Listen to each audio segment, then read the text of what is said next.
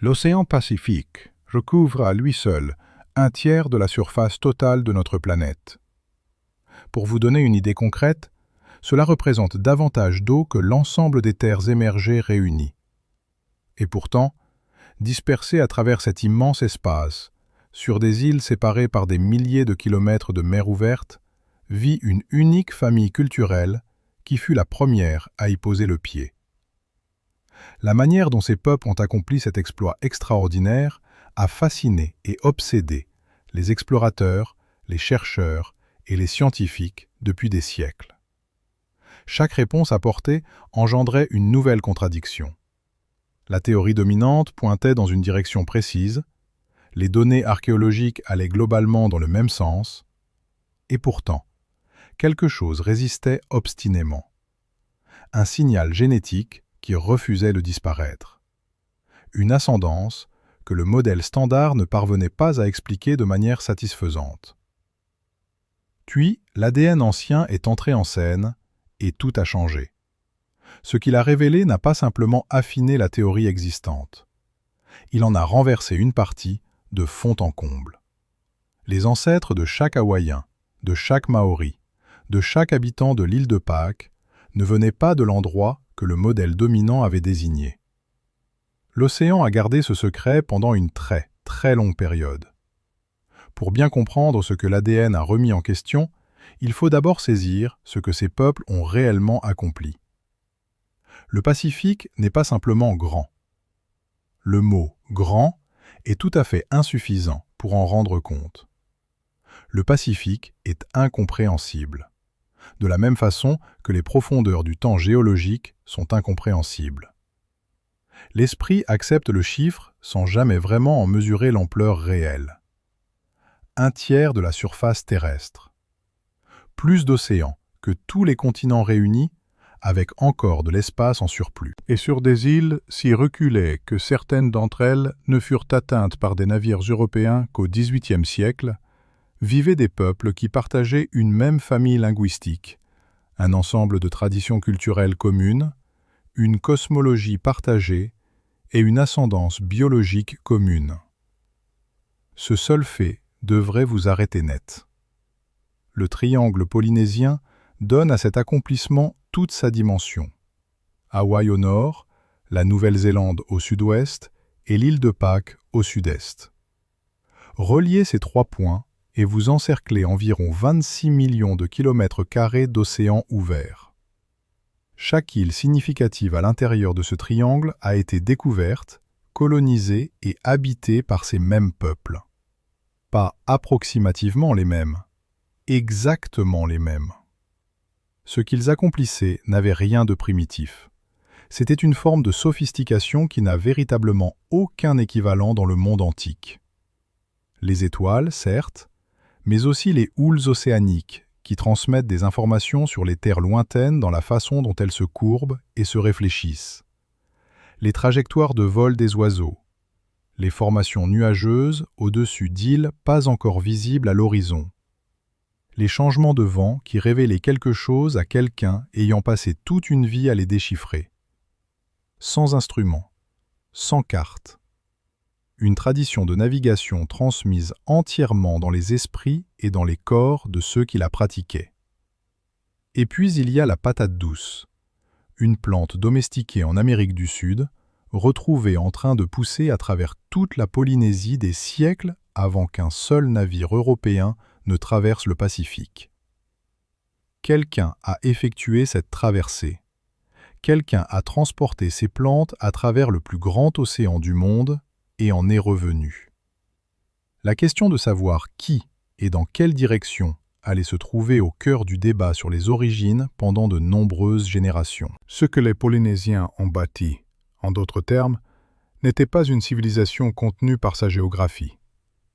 C'était une civilisation qui traitait le plus grand obstacle géographique de la planète comme une simple route. Le débat sur l'origine des Polynésiens est presque aussi ancien que le moment où les Européens les ont rencontrés pour la première fois et ont réalisé, avec un étonnement considérable, que ces mêmes peuples semblaient être partout. La tentative de réponse la plus spectaculaire est venue en 1947.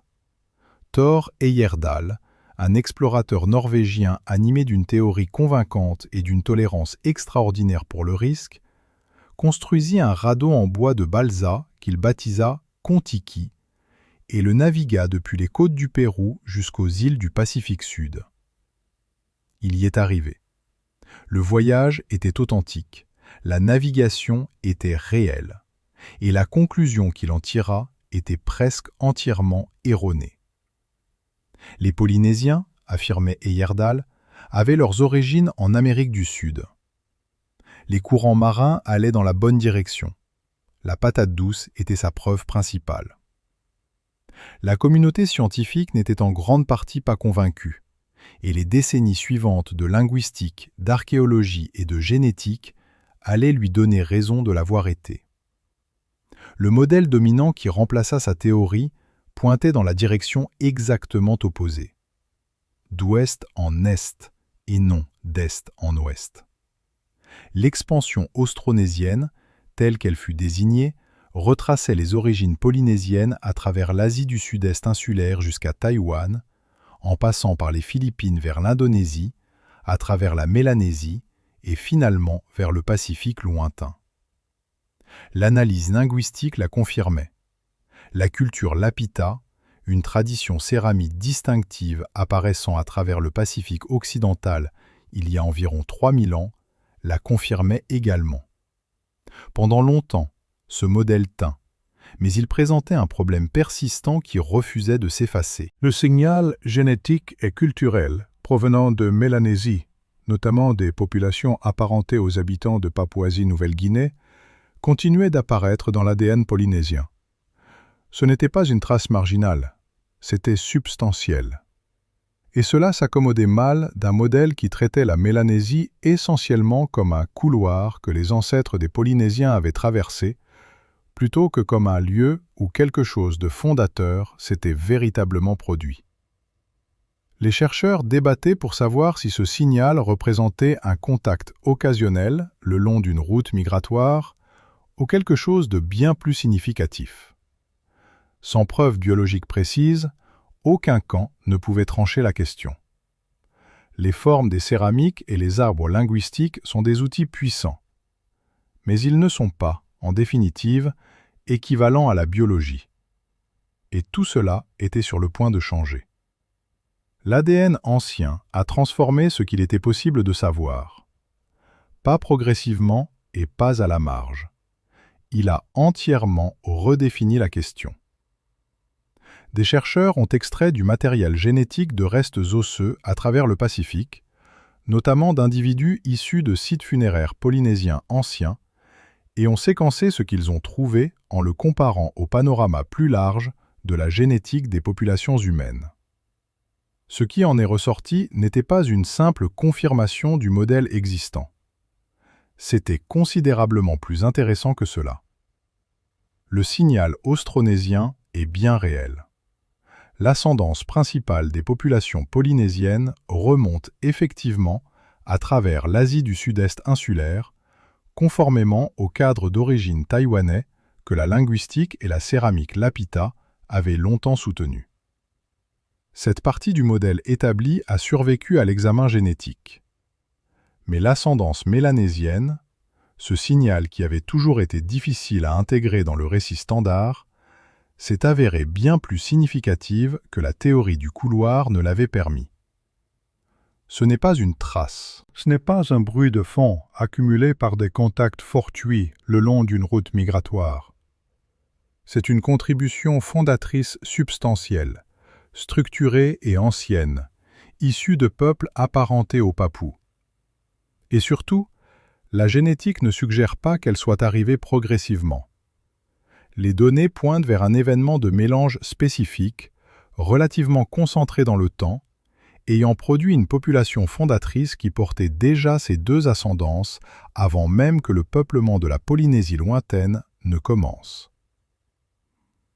La question de la patate douce obtient également une réponse, et c'est une réponse qui aurait considérablement frustré Heyerdahl.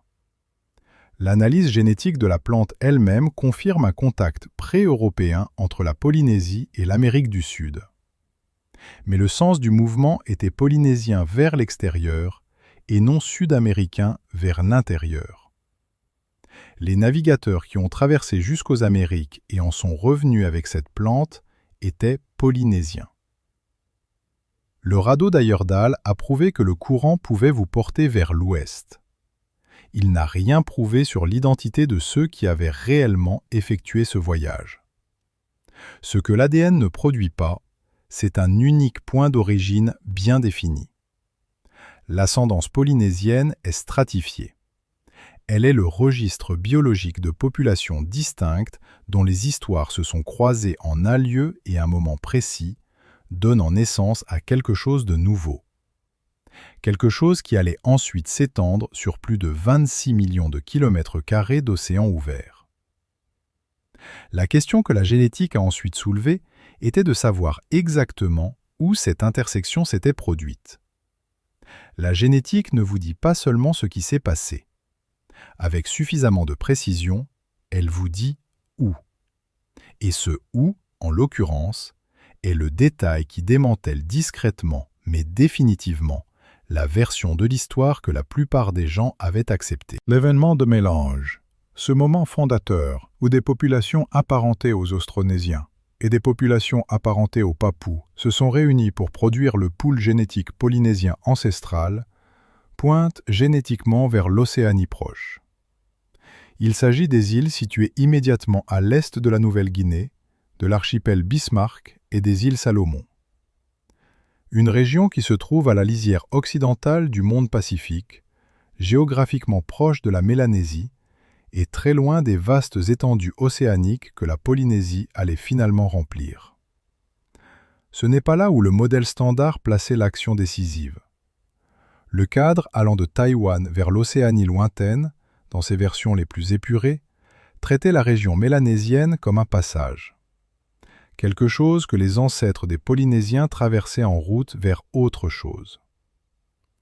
L'ADN impose une révision fondamentale de cette représentation. Les ancêtres des Polynésiens n'ont pas simplement traversé l'Océanie proche.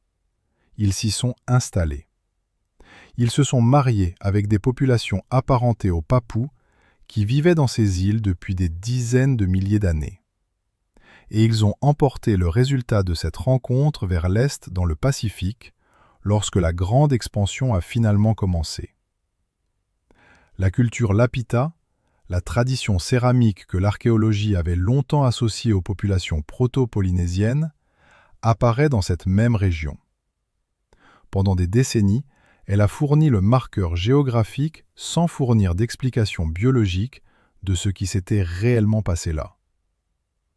La génétique apporte désormais cette explication. Les personnes qui fabriquaient de la céramique Lapita dans l'archipel Bismarck constituaient déjà une population mélangée. Le mélange n'était pas quelque chose qui s'est produit après la culture Lapita. Il y était déjà présent. Ce que cela signifie, énoncé clairement, c'est que les ancêtres de chaque Hawaïen, de chaque Maori, de chaque habitant de Rapa Nui, descendent en partie de peuples dont les racines dans les îles proches de la Nouvelle-Guinée remontent non pas à des siècles, mais à des dizaines de milliers d'années. Cette ascendance a traversé le Pacifique. Elle est présente dans chaque communauté polynésienne sur Terre aujourd'hui. Le modèle standard n'était pas faux. Il était pas complet à un endroit qui s'est avéré être d'une importance considérable. La génétique ne révèle pas seulement les origines des Polynésiens. Elle révèle quelque chose sur la manière dont l'expansion elle-même s'est déroulée. Et ce qu'elle montre est presque aussi remarquable que la navigation en elle-même. La diversité génétique au sein des populations polynésiennes est notoirement faible, pas légèrement réduite, mais véritablement et mesurément faible, d'une manière qui porte une signification spécifique en génétique des populations. C'est la signature d'une expansion rapide à partir de petits groupes fondateurs, un phénomène appelé l'effet fondateur. Et il est inscrit dans l'ADN polynésien avec une clarté inhabituelle. Chaque groupe insulaire a presque certainement été peuplé par un petit nombre de pirogues transportant un petit nombre de personnes. Suffisamment pour établir une population, suffisamment pour transmettre une langue, un ensemble de compétences, une cosmologie. Pas suffisamment pour transporter une variation génétique significative. Les implications de cela méritent qu'on s'y attarde. Chaque grande population polynésienne dispersée sur plus de 26 millions de kilomètres carrés d'océan descend de groupes fondateurs assez petits pour tenir sur une poignée d'embarcations. La directionnalité du peuplement est désormais plus claire également, d'ouest en est dans l'ensemble, comme le décrivait le modèle existant. Mais les données génétiques ne soutiennent pas l'image d'une dérive lente, de populations se déversant progressivement vers l'est au fil de nombreuses générations de mouvements accidentels. Les impulsions de peuplement semblent rapides et délibérées, cohérentes avec une navigation intentionnelle, avec des personnes qui savaient à peu près ce qu'elles cherchaient et disposaient des moyens nécessaires pour aller le trouver. L'horloge génétique soutient également une expansion tardive et remarquablement rapide vers la Polynésie lointaine. Les ancêtres des Hawaïens, des Maoris et des habitants de l'île de Pâques semblent avoir atteint ces destinations à quelques siècles les uns des autres. En termes géologiques, pratiquement simultanément. Une civilisation qui n'existait pas dans le Pacifique central et oriental en l'an 900 avait tout rempli d'ici 1300. Cette vitesse n'est pas compatible avec le hasard.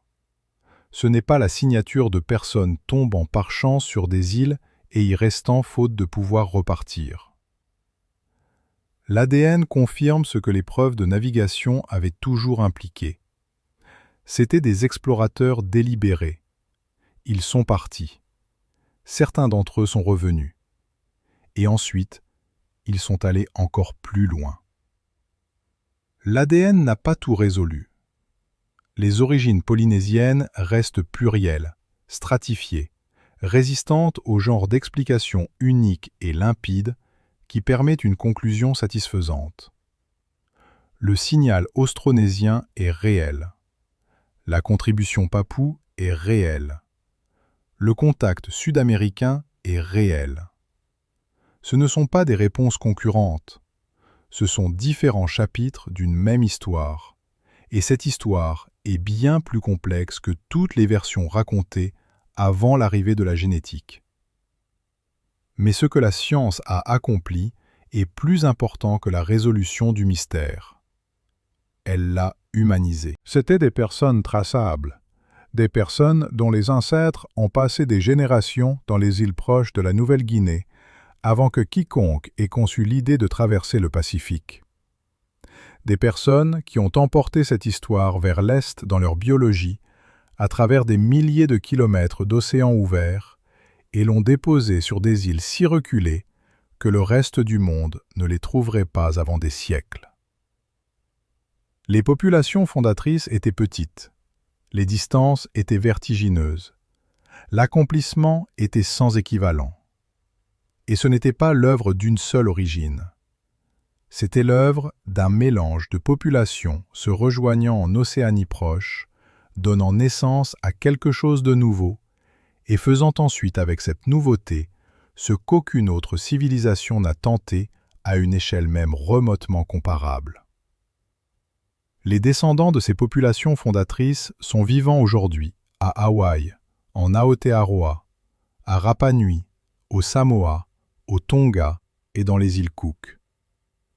Ils portent dans leur ADN le registre biologique d'un voyage qui a commencé il y a des dizaines de milliers d'années dans les îles proches de la Nouvelle-Guinée, s'est accéléré grâce à un événement de mélange fondateur que le modèle standard avait largement sous-estimé, et a culminé dans l'acte d'exploration délibéré le plus extraordinaire que le monde antique ait jamais produit.